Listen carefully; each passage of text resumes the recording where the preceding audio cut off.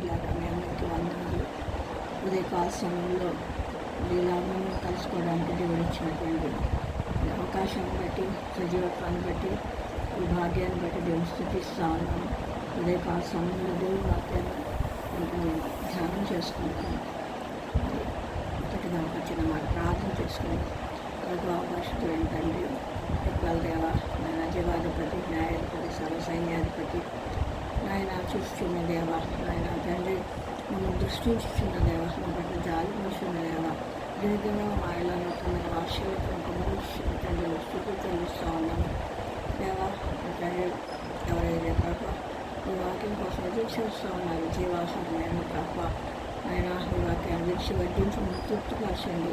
మీరే మాతో మాట్లాడుతుండమని ఏ సైత పరిశుద్ధరాములు స్థుతించి ప్రార్థించేది వేడుకుంటున్నాము తండ్రి. ఆమేన్. పిల్లరా, ఎంతో తర్వాత మీ మధ్యకి రావడానికి దేవుడు అవకాశం ఇచ్చింది, స్థుతిస్తూ ఉన్నాను. మరి కీర్తనలు 119 చూద్దాము. 119 కీర్తనలు మరి 1 నుంచి 6 వచనాలు చూద్దాము. యెహోవా ధర్మశాస్త్రం అనుసరించి నిర్దోషంగా నడుచుకున్న వారు ధన్యులు. ఆయన శాస్త్రములను గైకొనుచు పూర్ణ హృదయంతో ఆయనను ఎదకువారు ధన్యులు. వారు ఆయన మార్గములలో నడుచుకుంటూ ఏ పాపమును చేయరు. నీ ఆజ్ఞలను జాగ్రత్తగా గైకొనవలనని నీవు మాకు ఆజ్ఞాపించి ఉన్నావు. ఆహా, నీ కట్టడలను గైకొన్నట్లు నా ప్రవర్తన స్థిరపడి ఉండిన ఎంత మేలు. నీ ఆజ్ఞలన్నింటినీ నేను లక్ష్యం చేయనప్పుడు నాకు అవమానము కలుగనేదు. ప్రియులారా, ఈ కీర్తనలు జ్ఞాపకం చేసుకుంటే ఎవరు ధన్యులు అంట, ఎవరు ధన్యులు, ఎవరికి మరి ఘనత కలుగుతుందని మనం చూస్తూ ఉన్నప్పుడు నిర్దోషంగా నడుచుకోవాలంటే మన నిర్దోషం తెలియచేసేది ఏంటి? ధర్మశాస్త్రం. మనలో ఉన్నటువంటి దేవుడు ఇచ్చినటువంటి మనస్సాక్షి మనకు బయలుపరుస్తూ ఉంటుంది. మన శాస్త్రం మనలో దోషం ఉందా, నిర్దోషంగా ఉందా, లేకపోతే మన మనస్సాక్షి మన మీద దోషారోపణ చేస్తూ ఉంటుంది. సో అలా దోషారోపణ చేస్తూ ఉన్నప్పుడు మన యొక్క సమస్త ఆలోచనలు పనిని చక్కపరుచుకోవాలి. అది ఆ పనిలో లోపాన్ని సరిదిద్దుకోవాలన్నమాట. తర్వాత ఆయన వెతకాలి, పూర్ణ హృదయంతో వెతకాలి, సగం కాదు, పూర్ణ హృదయంతో ఆయన వెతకాలి ధన్యులు. మనకు ఇష్టమైన స్నేహితులు కానీ, మన అమ్మ వాళ్ళు కానీ, మన ఎవరైనా సహోదరులు కానీ, ఫ్రెండ్స్ వస్తే సమయం అంతా కూడా మనసంతా కూడా అక్కడ పెట్టుకొని కూర్చున్నాం. కానీ ప్రార్థన చేసేటప్పుడు ప్రార్థనలో కూర్చుంటాం. మరి ఎక్కడ పాల్గొనకపోవడంలో మరి ఎవరేం చేస్తున్నారు ఇంట్లో వాళ్ళ నిజమైన మీద బెడ్ల మీద మనసు సగం మనసుతో కూర్చోకూడదు. దేవుడి సన్నిధి కూర్చోవడం సాధ్యం, అంటే దేవుడి సన్నిధి దొరకడం సాధ్యం. యెహోవాను మరి ఆయన వెదకువారు ధన్యులు, పూర్ణ హృదయంతో ఆయన వెదకువారు ధన్యులు. మరి ఒక నాణ్యం పోయింది అనుకోండి, ఒక 10 రూపాయలు పోగొట్టుకున్నాం, 100 రూపాయలు పోగొట్టుకున్నాం, 5 రూపాయలు పోగొట్టుకున్నాం, 1 లక్ష. ఎంత ఇంట్లోనే పోయిందో, ఎక్కడ జారిపోయింది, ఎక్కడ పోతే ఎంత వెతుకుతామండి అది దొరికే వరకు. మరి జీవం ఇచ్చేటువంటి దేవుడు, సంతోషం, సమృద్ధి, నెమ్మది, మరి నెమ్మది ఇచ్చేటువంటి దేవుడు. అంటే నెమ్మది అంటే అన్ని పరిస్థితులు బాగుంటే నెమ్మదిగా ఉందని జనం చెప్పుకుంటారు. కానీ పరిస్థితులు ప్రతికూలంగా ఉన్నా కూడా ఈ హృదయంలో అనుభవించేటువంటి నెమ్మది, అది చూస్తే చాలా గొప్ప నెమ్మది. పూర్ణ హృదయంతో ఆయన ఎదుర్కోవాలి ధన్యులు. అది ఎక్కడ జరుగుతూ ఉంటే పూర్ణ హృదయంతో ఆయన వెతకాలి, ధన్యులుగా ఉండాలి. దేవుడు ఇచ్చే నెమ్మది కోసం, ఎందుకోసం ఆయన వెతకాలి? సో పాపం చేయకుండా ఉండటం కోసం వెతకాలి. నువ్వు వెతుకుతూ ఉన్నప్పుడు ఆయన మార్గంలో నడుచుకుంటావు, పాపం చేయకుండా ఉంటావు. ఆయన సన్నిధిలో వెతకడం అంటే అండి, ఆయన సన్నిధిలో మోకరించి ప్రార్థించుకుని దేవునితో మాట్లాడాలి. ఒక నరునితో మాట్లాడటం మనం ప్రార్థన ద్వారా దేవునితో మాట్లాడచ్చు. చూసారండి, ఇది చాలా అర్థంగానటువంటి విషయంగా ఉంటుంది అనేకులకి. అది ఏంటంటే స్పిరిచువల్ పవర్, సూపర్ పవర్ అని ఆలోచన. నిజమే, దేవుడు సర్వశక్తిమంతుడు, మహోన్నతుడు, మహాగణుడు, గొప్ప దేవుడు, శక్తిమంతుడు అయినప్పటికీ కూడా నీ కోసం, నా కోసం ఈ లోకంలో శరీరాన్ని ధరించుకొని కృపాసక్తి సంపూర్ణంగా మన మధ్య నివసించి మనలాగా నివసించి తను ఫేస్ చేసే మనకు ఎలాంటి టెంప్టేషన్స్ ఫేస్ చేస్తూ ఉన్నామో వాటన్నిటి కూడా ఫేస్ చేసి వాటిలో జయం చూసి మనకు కూడా సపోర్ట్ ఇవ్వడానికి మన పక్షంగా విజ్ఞాపం చేయడానికి దేవుడు తండ్రి పాషను ఆశీర్వదించి ఉన్నాడండి. అయితే నువ్వు చేయాల్సిన ఒకటే, you should lean on to the lord, you should depend on to the lord. ఏం చెప్తాం దేవుని వాక్యం, వారు ఆయన మార్గములలో నడుచుకుంటూ పూర్ణ హృదయంతో. రెండు విషయాలు, ధన్యులుగా ఉన్నప్పుడు కలిగే రిజల్ట్ ఏంటి? యెహోవా ధర్మశాస్త్రం అనుసరించి నిర్దోషంగా నడుచుకుంటే నువ్వు ధన్యురాలు అవుతావు. ఆయన శాసనాలు గైకుంటూ పూర్ణ హృదయంతో ఆయన వెతుకుతా ఉంటే ధన్యురాలు అవుతావు.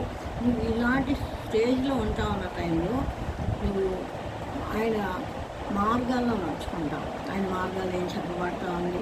దీనుల్ని విధవరాంతుని అనాథుల్ని ఆదరించాలి. నీ రక్త సంబంధికి ఒకరు తప్పించకూడదు. నీ పొరుగు వారిని నిన్ను వల్లే నీ పొరుగు వారిని ప్రేమించాలి. అన్నిటికన్నా దేవుని ప్రేమించాలి. మరి నిన్ను ఉపేక్షించుకుని సులువును ఎత్తుకొని దేవుని మార్గాల్లో నడవాలి. ఇరుకైన మార్గమే. మరి అంచనపుచ్చుకోకూడదు, అబద్ధం ఆడకూడదు. మరి అనేక విషయాలు దేవుని మార్గం చదివిస్తూ ఉంది. పొరుగువారి భార్యను కూడకూడదు. తర్వాత ఇంకా ఏంటి?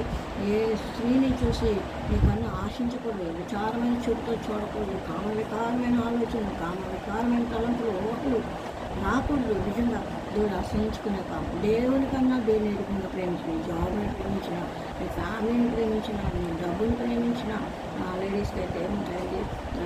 బ్యూటీ అందంగా ఉండాలి. అందరికన్నా చీర వేసుకుంటే నేను వేసుకుని చీర లాంటి చీర ఎవరు వేసుకోవాలి, నేను పెట్టుకున్నాను నగలాంటి నాకు.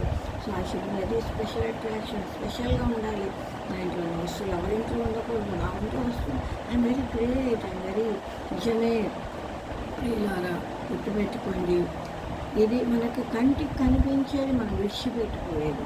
మనకి కంటికి ఏదైతే చూస్తా ఉన్నాయో ఈ భౌతికమైన వాటి మీద నువ్వు ఆశ పెట్టుకోవద్దు.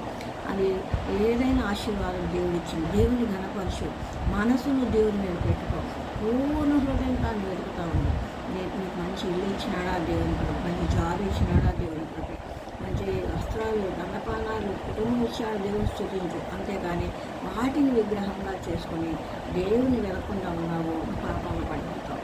గుర్తుపెట్టుకో, ఏదైనా కూడా ఆశీర్వాదం ఎవరికైనా కూడా పరలోకమున దేవుని జ్యోతిర్మయుడకు తండ్రి వద్ద నుండి మనకు ఆశీర్వాదం కలుగుతూ ఉంది. మనం దేవుని పొందుకుంటా ఉన్నాం. అయితే ఒకరు దీవింపబడిన మీదట, ఒకరు హెచ్చింపబడిన మీదట, ఒకరు ఆశీర్వాదం పొందిన మీదట దేవుని మనిషివారుగా ఉండదు. పిల్లారా ఏం చెప్తా ఉంది వాక్యం? పూర్ణ హృదయంతో వెతకాలా, వెతుకుతానే ఉండాలి. దేవుని వాక్యం చెప్తాను. ఇరవై గ్రంథాలు వచ్చేసాక నువ్వు నాకు మొరపెట్టుము, నేను గూఢమైన రహస్యాలు కూడా నీకు బయలుపరుస్తాను. వాటి మెరకిల్లండి. ఎవరండి మనకి మనం ఫ్యూచర్ గురించి కూడా చెప్పే దేవుడు. అంటే జరగబో వాటిని కూడా ముందుగా బయలుపరిచే దేవుడు. దానియాలకు బయలుపరిచాడు. మరి డాక్టర్లకు బయలుపరుస్తూ వచ్చారు. నిజంగా రాజులని ఆర్థిక సమూహం వాళ్ళు చేసుకొని దేవుడు మనకు తేటగా ట్రాన్స్పరెంట్గా తన మనసు నీటిలో చూస్తే అలా కనిపిస్తుంది. ఆ రీతిగా మన మనసు దేవుడికి కనిపిస్తూ ఉంది. దేవుడు మనకు మాట్లాడడానికి ఇష్టపడుతూ ఉన్నాడు.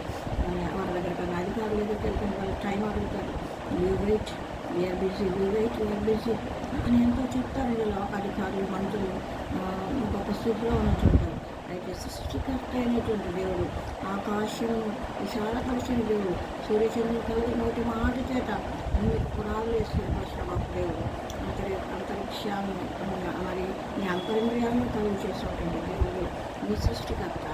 నీతో ఎప్పుడైనా అపాయింట్మెంట్ ఇవ్వడానికి సిద్ధంగా ఉన్నాడు.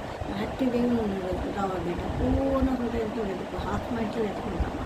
హాఫ్ మైండ్తో, హాఫ్ ఇంటెన్షన్తో, హాఫ్ కాన్సన్ట్రేషన్తో వెతకొద్దు. పూర్ణ హృదయంతో వెతకాలి. మనసు అంతా అక్కడే ఉండాలి. దీనికోసం ఒక ఎగ్జాంపుల్ చెప్తాను వీళ్ళారా. అదేంటంటే యవన బిడ్డలు నెక్స్ట్ దినాలు చూస్తూ ఉన్నాము. లివింగ్ రిలేషన్షిప్, ఫ్రెండ్షిప్, చాటింగ్, ఏదైనా కానివ్వండి. వాళ్ళ మనసు అంతా క్లాస్లో ఉంటారు స్టూడెంట్స్, వాళ్ళ మనసు అంతా కూడా వాళ్ళ గర్ల్ ఫ్రెండ్ మీద ఉంటుంది. ఎప్పుడు దొంగచాటుగా చాట్ చేద్దామని చూస్తుంటారు. అమ్మాయి కూడా అంతే, వాళ్ళ మనసు అంతా బాయ్ ఫ్రెండ్ ఉంటుంది. ఎప్పుడు చాట్ చేయడం అంటే ఏంటి? ఈమె క్లాస్లోనే ఉంటుంది కానీ ఈమె కాన్సన్ట్రేషన్ అంతా ఎక్కడ ఉంది? తను ఎవరినైతే ప్రేమిస్తూ ఉంది వారి మీద ఉంటాము. నిజంగా పిల్లారా, పూర్ణ హృదయం అంటే ఏ పని చేస్తాం దాని మీద ఉంటాము. కానీ మన దేవుని సన్నిధిలో మోకరించి దేవుని వెతికే వారిగా, దేవుడి మీద మనసు ఉంచుకునే వారిగా, దేవుని ఆనుకునే వారిగా ఉంటే దేవుడు మనకి ఇస్తున్నటువంటి ఆ ధన్యత ఏంటో తెలుసండి. ఆ ధన్యత వారు ఆయన మార్గంలో నడుచుకొని ఏ పాపములు చేయరు. నేను ఆలోచన ఆఖరి పెట్టాను, 3 వచనాలతో ముగిస్తాను. ప్రభు చెప్పినైతే కొన్ని ధ్యానం చేసుకుంటా వెళ్దాము.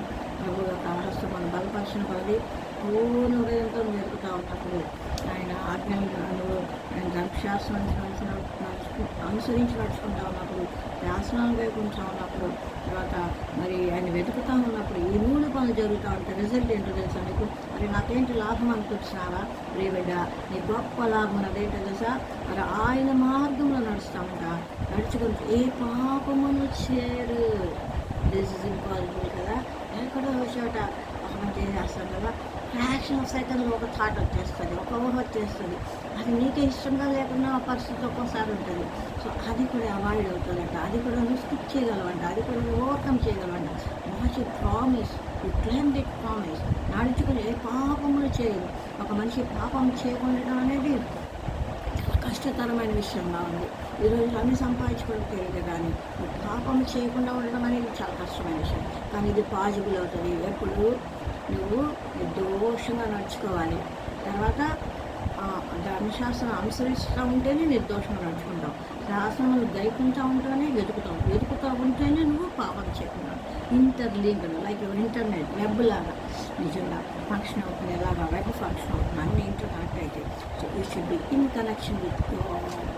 సిమ్ పని చేయాలని, ఫోన్ పని చేయాలంటే నెట్ కనెక్షన్ ఉండాలి.